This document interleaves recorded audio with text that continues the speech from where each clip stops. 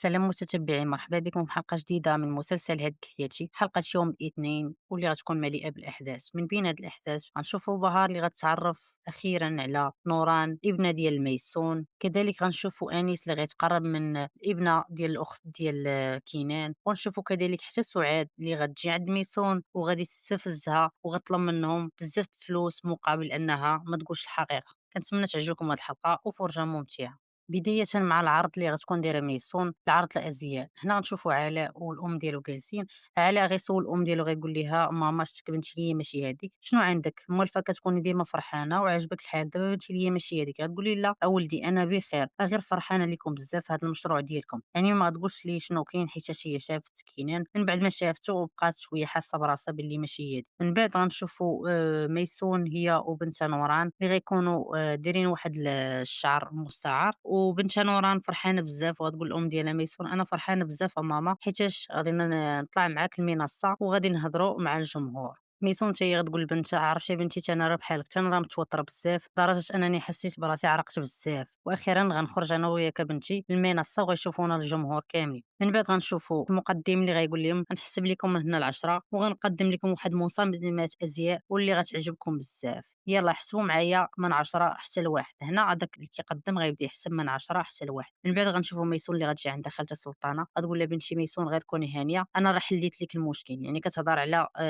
سعاد وخوها، غتقول لها شكرا خالتي بزاف، غتقول لها صافي غير كوني هانيه صافي سيري كوني مرتاحه. هنا غيوصل واحد وغيقول لهم كنقدم لكم ميسون أطهان مصممة أزياء وكذلك نوران أطهان. ميسون غتفرح بزاف وكذلك نوران غتقول لها حتى هي سمعتي يا ماما راه عيط ليا حتى بسميتها، غتقول لها يلا بنتي خلينا ندخلوا. ميسون غتدخل المنصه وغادي تشكر الجمهور، غتقول لهم شكرا بزاف كنحس براسي متوتره شويه حيت اول مره كنطلع المنصه وكنهضر مع الجمهور. انا كنشكركم بزاف حيت حضرتوا باش تشوفوا الازياء ديالي. كنشكر علاء الزوج ديالي بزاف حيت وقف معايا وساندني وهو اللي الفضل الكبير عليا، هو السبب حتى لوصلت لهاد المرحله. وكنشكر كذلك حتى الام ديالي سلطانه، الام الثانيه، هي ماشي غير خالتي هي الام ديالي وكانت ديما معايا في جنبي بزاف. سلطانه غتشوفيها وغتفرح بزاف. غتقول لي ميسون كذلك كنشكر بنتي نوران الملاك ديالي اللي معمره لي حياتي وهي اللي مخلياني نوصل لهاد المراتب اللي وصلت لهم. وكنشكركم بزاف حتى نتوما حضرتوا باش تشوفوا اليوم الاخر الصيحات ديال الازياء.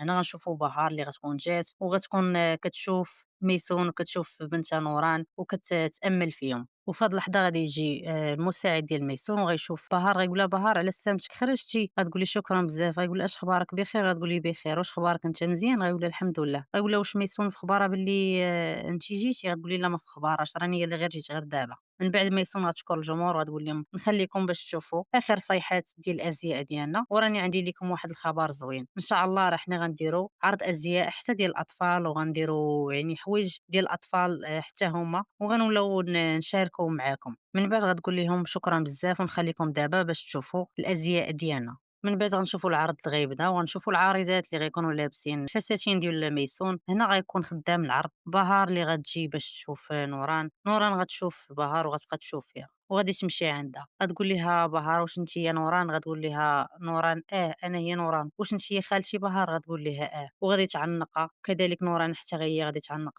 بهار وهي كتعنق في نوران. كتحس بواحد الشعور يعني احساس ديال الامومه، يعني كتحس بشي احساس من جهه نوران. نوران غتقول لبهار خالتي عافاك ما تمشيش هاد المره، عافاك بقاي معانا ديما انا راه توحشتك بزاف. غتقول ليها بهار حتى انا توحشتك بزاف وما عمري غادي نمشي انا غنبقى معاك ديما. غتقول لها نوران خالتي طلعتي زوينه انت تبارك الله زوينه احسن من الصور. غتقول ليها بهار حتى انت يا بنتي نوران تبارك الله زوينه. هنا في هاد اللحظه غتجي ميسون وغتشوف بهار وهي كتعنق نوران وكتهضر معاها. نوران غتشوف الام ديالها ميسون وغتقول لها ماما ها هي خالتي بهار جات. بهار غتشوف ميسون وغتمشي عندها غتقول لها اختي ميسون توحشتك بزاف. كذلك ميسون حتى هي غادي تعنقها وغتقول لها اختي توحشتك بزاف، واخا عنقتها يعني كتبان بلي خايفه من بهار وهي معنقاها. هنا غتجي السلطانه حتى هي غتصدم ملي غتشوف بهار معنقه ميسون. بهار غتشوف سلطانه وغتقول لها خالتي وغتمشي تعنقها وغتقول لها سلطانه على سلامتك يا بهار اش خبارك بخير، غتقول لها بخير وانت يا خالتي سلطانه لاباس عليك، غتقول لها بخير يا بنتي بهار على سلامتك ملي خرجتي.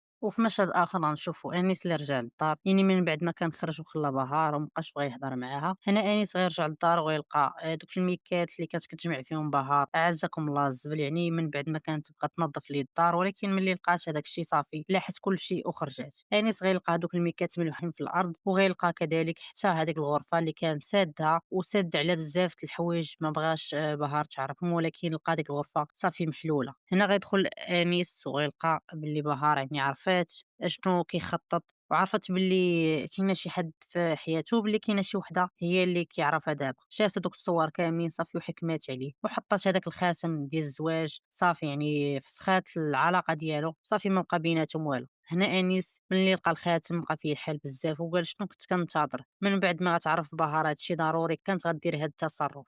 هنا غيصوني ليه التليفون وغادي يجاوب، غتصل بيه بنت الأخت ديال كينان وغتقول ليه ديني زبي، يعني هو كذب عليها حتى في السمية باش ما تعرفش سميتو أنيس. غتقول ليه راني خديت الفاتورة، راني صلحت الطوموبيل، وغدا إن شاء الله نتلاقاو ونعطيك الفاتورة. غيقول لها صافي مزيان، غدا نتلاقاو إلا عندك شي وقت وجيبي لي الفاتورة وأنا غنعطيك الفلوس اللي خسرتي كاملين على الطوموبيل. غتقول لي صافي واخا شكرا بزاف ونتلاقاو غدا إن شاء الله، تصبح على خير. غيقول لها تصبحي على خير. من بعد ما غتقطع معاه، يعني السيدة صافي بحال ولات كتحس بشي حاجة من جيتو وكتفكر مع راساتو، كتقول ما يمكنش، علاش كنفكر فيه انا السيد يلاه تعرفت عليه وكان بيناتنا غير حديث، علاش كنفكر في هاد دينيز، انا يلاه عرفتو غير هادي يومين ولا في بالي. من بعد في مشهد اخر غنشوفو ميسون وبهار وعلاء من بعد ما رجعوا من العرض. هنا ميسون غتقول لبهار انا غندي نوران باش ننعس. غتقول لها بهار واش نقدر نبوسها؟ غتقول لها ميسون ممكن، انت راه خالته وهي راه بنت اختك. بهار غتبقى تشوف نوران وغادي تسلم عليها وغتقول لها الله يخليها لك، كتبان بحال شي مالك. غتقول لها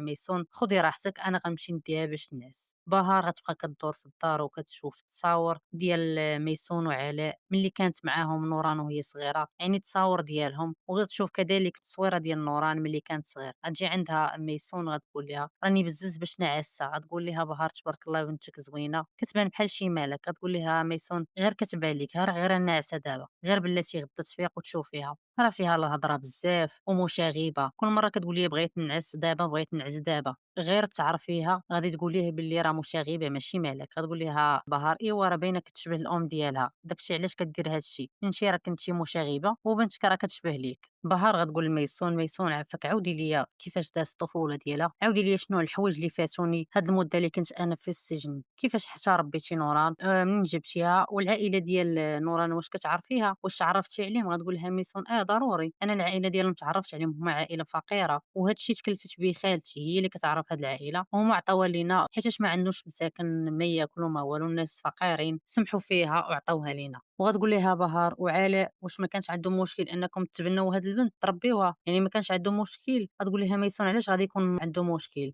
علاء حتى هو كان موافق على هاد الشيء، راك عارفه شنو المشكل عندنا اننا ما نقدروش نولدوا وكان خاصنا ضروري نربيو شي ولد وحنا ربينا نوران. غتقول لها بهار وامتى ناويين تقولوا ليها بلي راكم نتوما ربيتوها؟ غتقول لها ميسون علاش غنقولوها لها، اصلا هذيك راه بنتي وراها جبتها وهي صغيره ما خاصها حتى حاجه عايشه معنا بخير، علاش غادي نقول ليها بلي تبنيتها؟ انا ما عمرني غنقول ليها هاد الحقيقه. يعني ميسون ما غاديش يعجبها الحال من بعد ما سولتها بهار هاد السؤال. غتقول لها بهار صافي اللي بغيتي انت تعرفي، يعني انت الام ديالها ادرى بها، شنو بالك ميسون الا خرجنا تمشينا شويه ونهضروا صراحه، توحشتك وتوحشت نشوف الاجواء، راك عارفه شحال وانايا غير ما بين اربعه الحيوطه. ميسون غتقول لها واخا بهار اللي بغيتي يلا خلينا نتمشاو شويه. بهار وميسون غادي يخرجوا يتمشاو وغيمشيو حدا البحر. غتقول لها بهار ميسون خلينا نجلسوا هنا شويه وخلينا نتكاو ونتفكروا الذكريات، واش عقلتي يا ميسون ملي كنا صغار كنا قد نوران فاش كنا ساكنين في كالانجيك، يعني فاش كانوا ساكنين في الحي ديالهم. عقلتي يا ميسون كانت الطفوله ديالنا زوينه وكنت كنجلس انا وياك حتى البحر بحال هاد الجلسه. غتقول لها ميسون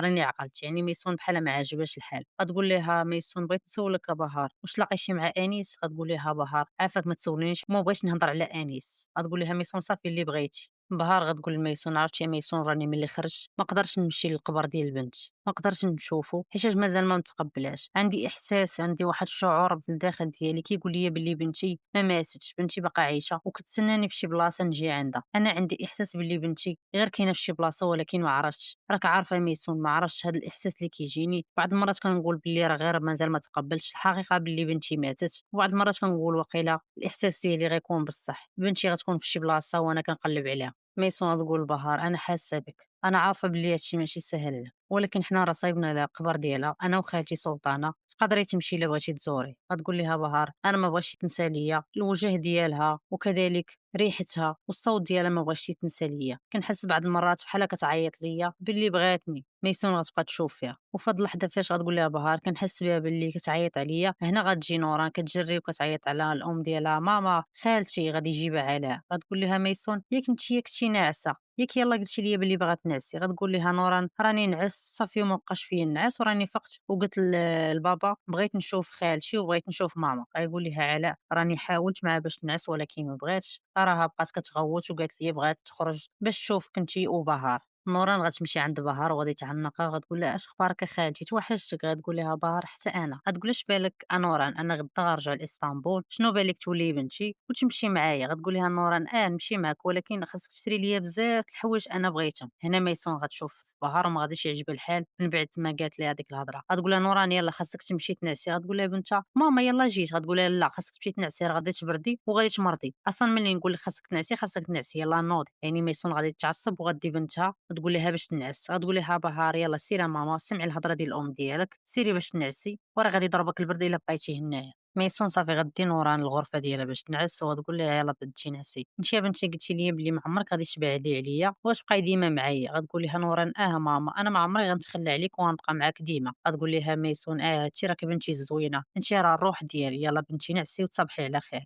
يعني ميسون ما بغاش تفرق بنتها من بعد ما شافت هذاك المنظر مع بهار. وفي الصباح غادي تفيق ميسون وما غاديش تلقى بنتها حداها، غتلقى غير اللعبه ديالها. غادا تعيط على بنتها نوران نوران وما غاديش تلقاها. غتمشي عندك الخدامه ديالها غتقول لها فين هي نوران. غتقول لها نوران راه مشات هي وبهار خرجوا. غتقول لها فين مشاو. غتقول لها ما عرفتش. غادي تغوت عليها ولا كيفاش خليتيهم خرجوا فين مشات بهار. هنا غيجي على غيقول لها مالك ميسون. غتقول ليه بنتي ما كيناش نوران ما كيناش، انا سمعت بهار كتقول ليها بلي غتمشي لاسطنبول غديها. غيقول لها اش كتقولي. غتقول لي بنتي ما كيناش بهار دات لي بنتي. غتدخل سلطانه هي وزينب وغتقول لها مالك بنتي ميسون. غتقول لها نوران بنتي ما كيناش دات ليا بهار. غتقول لها اش كتقولي بنتي شتي عارفه راسك اش كتقولي. غتقول لها راه البارح قالت لها بلي غتمشي لاسطنبول غديها معاه بنتي ما كيناش. هنا ميسون غتخلع وغتخرج كتجري وكتغوت نوران نوران بنتي. غتلقى واحد السيد غتقول لي عافاك واش ما شفتيش بنتي نوران. غيقول لها لا ما شفتهاش. ميسون مازال كتقلب على بنتها وكتغوت وكتحس براسها باللي صافي بنتها ضاعت. يعني جاتها واحد الهستيريا وغير كتغوت ولات بحال شي وحده مشى لها العقل. هنا غتمشي عند مول الديسير وغتسول وغتقول لها عافاك واش ما بانش لك بنتي نوران. غايقول لها بنتك بانت ليا مع واحد المراه لابسه كسوه بيضاء راهم مشاو حدا البحر. هنا ميسون غتمشي كتجري وكتغوت نوران نوران. يعني السيده صافي هرب لها العقل من بعد ما لقاتش بنتها. كتغوت كتغوت نوران بنتي فين مشيتي. ملي غتوصل حدا البحر غتبان ليها بنتها نوران جالسه مع بهار حدا البحر.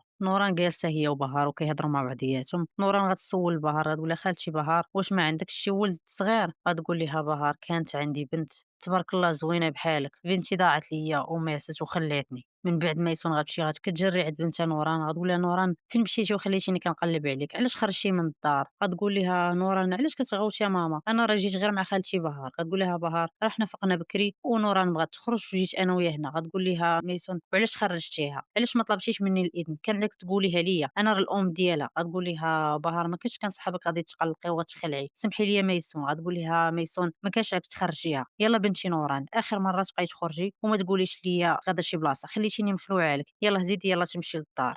غتقول لها بنت نوران ماما علاش معصبه علاش كتغوتي عليا. هنا ميسون ما غيعجبهاش الحال ملي شافت نوران مع بهار وغتشدها من يدها وغديها للدار وهي معصبه. بهار غتفاجئ من الطريقه باش هضرات مع ميسون، يعني ما فهمت والو كيفاش هاد السيده دارت مع الطريقه وهي ما دارت حتى حاجه. هي دات غير نوران باش تخرجها حدا البحر، ولكن ميسون عارفه راسها علاش كدير هادشي كامل. وفي مشهد اخر غنشوفو انيس غيكون جالس في قهوه. هنا غتجي عنده بنت خت كينان وغتجيب ليه الفاتور وغتقول ليه ها هي الفاتوره راني جبت لك فيها الحسابات كاملين وفيها حتى البنك اللي غادي تحط فيه الفلوس. غيقول لها صافي واخا انا اليوم غنتكلف بهذا الشيء وغادي نحط لك الفلوس في البنك ديالك. غتقول لي صافي واخا شكرا. غيقول لها الطوموبيل ديالك واش تصايبات مزيان. غتقول لي تصايبات مزيان غدا نقدر نخرجها. غتقول لي نخليك دابا شكرا بزاف. غيقول لها بلا ما تمشي. غتقول لي علاش. غيقول لها شنو بان لك الا شربنا قهوه. غتقول لي صافي واخا مرحبا. هنا غادي تجلس وانيس كيشوف فيها وكيفكر وكيقول لها انتي بنت خالت كينان انتي الباب الوحيد ديالي باش نشد كينان ونعرفو فين كاين. يعني انيس باغي يديرها غير طريق باش يوصل لكينان فين بلاصه مخبي فيها. من بعد غنشوفو سعاد هي والأخ ديالها اللي مشاو كيقلبوا على بهار وميسون. هنا الأخ ديال سعاد غيقول لها شوفي هاد الناس فين عايشين، شوفي الدار كي دايرة، شوفي الطوموبيل شحال واعرة، هادو اللي غير فلاتي ما بقى قد ما فات، هما عايشين في هاد الفلوس كاملة ولكن غير بلاتي. هنا الأخ ديال سعاد غيشوف بهار وميسون غيقول لها اختي شوفي بهار وميسون ها هما. بهار غتفاجئ ملي غتشوف سعاد وغتقول لها اختي سعاد اش كديري هنايا. سعاد غتقول لها اختي بهار واش ما خباركش باللي ميسون والسلطانة شحال هدا عاونونا فاش خرجت أنا من الخدمة، وأنا ملي جيتي عندي شفتيني تفكرتهم وقلت نجي نشوفهم. ميسون غتصدم ملي غتشوفها وغتقول ليها علاش جيتي شنو بغيتي يا سعاد. غتقول ليها سعاد اختي ميسون واش ما قلتو للبنت والو، واش ما هضرتوش ليها على هذاك الشيء. غتقول ليها البنت الصغيره نوران علاش كتهضري. غتقول ليها ميسون شنو كتقصدي بهضرتك، علاش كتقولي هاد الهضره لبنتي. سعاد غتقول للبنت الصغيره بنتي نوران انا بغيت نقول لك شي هضره واش موجوده باش تسمعيها، راه غتسمعي هاد الهضره غادي تصدمي. هنا نوران غتبقى غير كتشوف فيها. بهار غتصدم هادو علاش كيهضروا. ميسون خايفه لا تقول الحقيقه، يعني خايفه وكتقول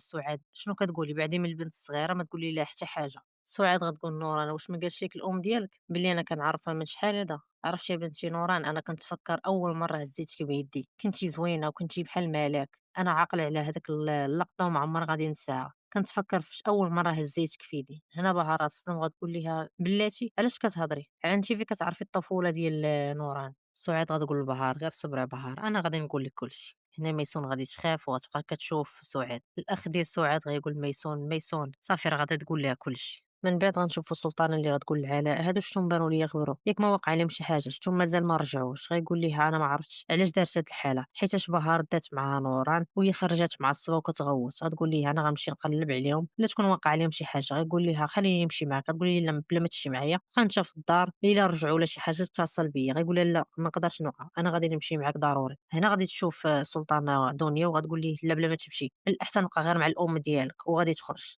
دنيا غتبقى تشوف السلطانة وغتقول لعلاء شنو واقع مالكم شنو واقع لكم في هاد الصباح. غيقول لها لا ما واقع والو ماما اجي خلينا نفطروا. من بعد غنشوفوا سعاد اللي مازال كتهضر مع ميسون. غتقول لها انا فاش كنت خدامه في هذاك المستشفى تما تعرفت على سلطانه وميسون تما فاش كانت بهار ولدات وجات عندها ميسون وسلطانه يلا هي كتهضر معاهم. وهنا غتجي كتجري سلطانه مع غادي تشوفهم غادي تصدم ولكن ملي غادي يشوفوا غدير راسها كضحك. غتقول لهم نتوما امتى جيتوا. غيقول لها الاخ ديال سعاد احنا من اليوم غتبقاي غير تشوفينا ديما معاك. سعاد غتقول نورا البنت الصغيره غتقول لها انت شتي راه كيقول لك الناس اللي كنجبدوا الاسماء ديالهم كيكون عمرهم طويل وحنا يلا جبدنا خالتك سلطانه وها هي جات. بهار غتقول لسعاد يلا قولي لنا شنو بغات تقولوا خلينا نمشيو. غتقول ليها سعاد انا بغيت غير البنت تعرف الام ديالها وتعرف ملي كنت انايا خدامه وممرضه وملي خرجت من المستشفى شكون اللي عاونتني السلطانه وميسون. وكذلك حتى ملي كنتي في المستشفى انت كنتي كديري عمليه تجميل ميسون ما تفارقاتش معاك وبقات تما في المستشفى وبقات حتى في هذيك المدينه اللي كنت فيها انا سينو وحتى ملي ولدات حتى ني بقات تما. خاصها تعرف بنت ميسون المغامرات اللي دوزت انا والسلطان يعني كتلعب لهم على الاعصاب. سعاد غتقول نوران عرفتي الام ديالك. هنا ميسون وسلطان غادي يتخلعوا ملي غتقول ليها عرفتي الام ديالك. غتقول ليها عرفتي الام ديالك وغتبقى كتشوف يعني غتخليهم مخلوعين وكيتسناو شاطو. غتقول ليها عرفتي الام ديالك.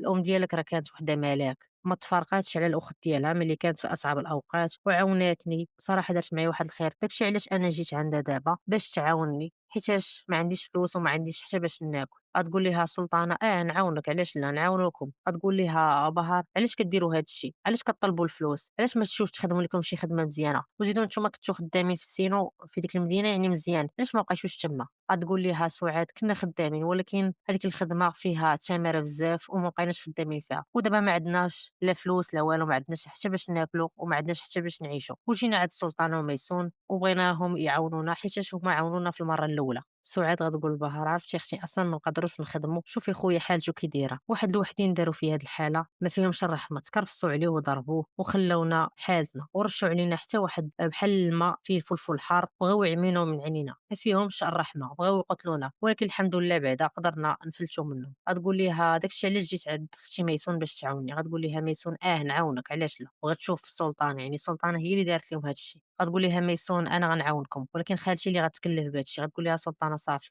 غير كوني هانيه انا غنتكلف بكم. الاخ ديال سعاد غيمشي عند السلطانه ويقول لها اختي السلطانه خليني نبوس لك يديك حيت غادي تعاوني. غتقولي لا صافي غير حيد عليا ماشي مشكل حنا غادي نعاونوكم. ميسون غتقول ليها إلا ساليتو دابا أنا غادي نمشي. ميسون وهي غادا غتقول ليها سعاد: اختي ميسون ما مزيانش ليك تمشي وانتي حفيانة، راه تقدري يضربوك البرد وتمرضي. ميسون غتعصب وغتقول الله ياخد فيك الحق، غير سيري غير بعدي مني. بهار غادي تشبع ميسون غتقول لها: ميسون تقدري تشرحي لي شنو كانت كتقول هاد سعاد؟ غتقول لها: ما عرفتش، هذيك راه كانت غير كتخربق، ما عرفتش علاش كانت كتدخل وتخرج في الهضره. غتقول لها بنت نوران: ماما اصلا هاد سعاد ما بغيتهاش، انا كنكرهها ما بغاش تدخل ليا لخاطري. غتقول لها ميسون: انا بنتي بحالك، يلا خلينا نمشيو للدار. من بعد سعاد غادا تقول لسلطانة: عندك تمشي حتى تغلطي معانا وديري معانا نفس الحاجة اللي درتي ديك المرة، أنا غادي ندمك على داك الشي اللي درتي ليا. من بعد غنشوفوا علاء دنيا اللي كيتسناو في ميسون. علاء غيقول دنيا الام ديالو: ماما هادو ما عرفت مالهم تعطلوا. غتقول لي غير ارتاح دابا يجيو دابا. هنا ميسون غتوصل من بعد ما جابت بنتها للدار. بنتها غتقول لها: ماما بغيت نمشي نفطر مع خالتي بهار. غتقول لها بهار: يلا بنتي خلينا نمشيو نفطروا، حتى انا راني فيا الجوع بزاف.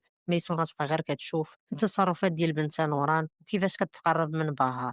علاء غيجي عند ميسون غيقول لها: ميسون واش انتي بخير؟ غتقول لي: انا بخير. غيقول: هاد الايام بنتي ليا ماشي هي هذيك، راني خايف عليك. غتقول لي: ما كاين لاش تخاف عليا، انا غنمشي نغسل يدي ووجهي وغنجي نفطر، سير تفطر انت حتى نجي انا. ميسون غتدخل باش تغسل يديها ووجهها وغتقول: شنو هادشي اللي كيوقع ليا؟ اش هاد المشاكل اللي كيطيحوا ليا على راسي؟ ما فهمتش علاش بهار خرجات وجات عندي للدار، خاصني ندير شي حاجه، هادشي بزاف عليا. السلطانة غادا تجي عند ميسون غتقول ليها: ميسون واش هذا هو الحل اللي حليتي بيه المشكل خالتي؟ اش هاد الحالة درتي لهداك الولد؟ انتي قلتي لي غادي نحل الموضوع، شوفي شنو درتي. غتقول ليها سلطانة: صافي غير كوني هاني، انا غادي نحل المشكل. غتقول لها: كيفاش غادي تحلي؟ عافاك خالتي حلي هذا المشكل، مابقيتش بغيت نشوف هذوك الوجوه هذوك، مابقيتش بغيت نشوفهم في حياتي. هنا بهار غادي تسمعهم وغتجي عندهم غتقول لهم: شنو واقع؟ غتقول لها ميسون: ما كاين والو. غتقول لها: واش نتوما كتخاصموا؟ غتقول لها: لا ما كنتخاصموا ما والو. ميسون غتقول السلطانة: خالتي واش انتي الفلوس غديهم معاك للقبر؟ صافي عاوني الناس مساكن راه محتاجين، شوفي حالة الولد كي داير، عاوني سعاد وعاوني الاخ ديالها، انت راه عندك الفلوس ديري شوية صدقة وعاوني هذوك الناس راه مساكين.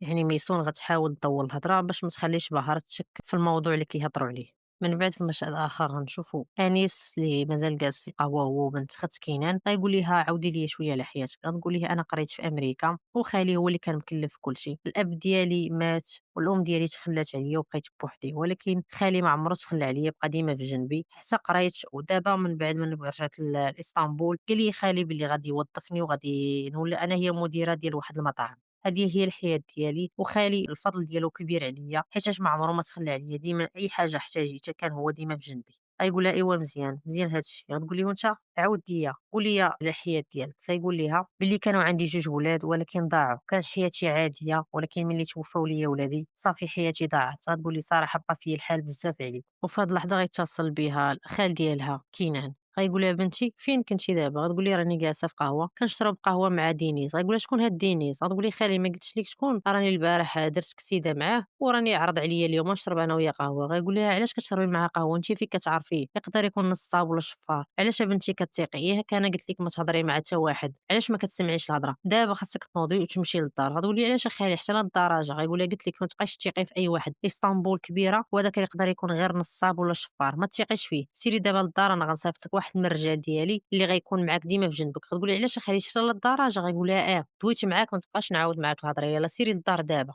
من بعد تقطع معاه. غتقول لي: هذا راه خالي وقال لي خاصني نمشي للدار، هو راه كيخاف عليا بزاف. كاينان غادي يتعصب غيقول: شكون هذا الراجل؟ شكون هاد دينيس عاوتاني؟ علاش يا بنتي ما كديريش داكشي اللي كنقول لك؟ انا من بعد ما جيت هنا باش نرتاح صافي مشات الطاقه الايجابيه، دابا كاينه غير الطاقه السلبيه. وغادي يتعصب وغادي يخبط التليفون مع الارض من بعد ما سمع بنت اختو جالسه مع واحد في القهوه. يعني هو عارف وخايف من الاعداء ديالو. غتقول لي: خاص تمشي دابا للدار. غيقول لها انيس: خليني نوصلك، انا ماشي مشكل نوصلك حتى للدار، انت راه الطوموبيله ديالك راها مازال عند المعلم. غتقول لي: واش ما كاينش مشكل عندك؟ غيقول لها: لا. من بعد غادي يخرجوا. غتقول ليه: فين هي الطوموبيله ديالك؟ غيقول لها: الطوموبيل ديالي عند المعلم، راني درت بها اكسيده ومازال ما تصايباتش. غيعطيها هذاك الكاسك وغيصايبوا لها وغيديها على الموطور باش يوصلها للدار ديالها. من بعد في مشهد اخر غنشوفوا بهار اللي كتلعب هي ونوران حدا البحر. وغتقول لها نوران: انا قالت لي ماما باللي عندك راجلك سميتو انيس، فينا هو؟ غتقول لها بهار: كان ولكن صافي راه ما بقاش دابا، ما بقاش في حياتي. غتقول لها نوران: علاش؟ هذا واحد حمق، واش وحده بحالك زوينه تيتخلى على شي واحد؟ غتقول لها: شتي راه قلتي يا بنتي هذاك راه حمق. غتقول لها نوران: شوفي خالتي غير نعتي بصبعك الرجال غادي يجيو عندك، انت تبارك الله راكي زوينه واي واحد يقدر يجي عندك. بهار غتكون فرحانة بزاف وهي كتلعب مع نوران، ولكن ميسون حاط عليها العين وما عاجبهاش الحال.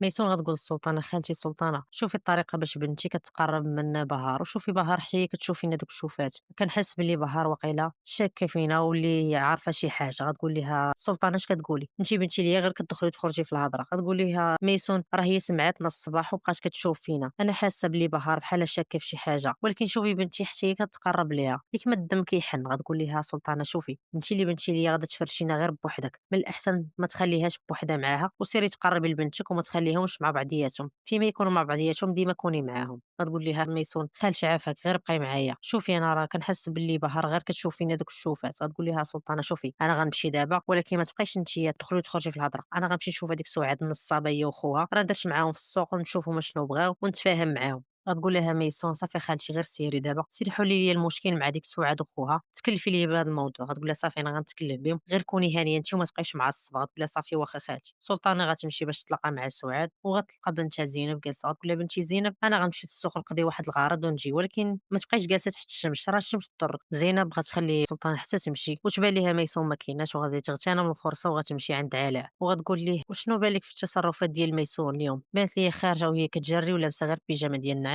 وقيلا بدا كيخرج ليها العقل. التصرفات ديالها ماشي هي هذيك. غيقول لها: عادي شنو وقع؟ هي راه غير خافت على بنتها ومشات كتقلب عليها. غتقول لي: ولكن بديك الطريقه بانت لي شويه غريبه. غيقول لها: عادي هذيك راه راك كنتي غادي تحسي بها. هنا زينب ما غاديش يعجبها الحال ملي غيقول لها علاء هاد الهضره. وهنا غتكون سالات الحلقه ديالنا. نتمنى تعجبكم هاد الحلقه ونتلاقاو في الحلقه الجايه ان شاء الله.